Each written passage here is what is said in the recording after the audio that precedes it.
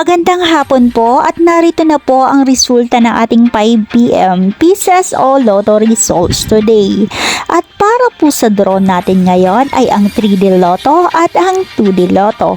Para po sa mga bago nanonood, huwag niyo pong kakalimutan mag-subscribe sa aking channel at pahit na din po ako na notification bell para updated po kayo lagi sa aking mga bagong upload.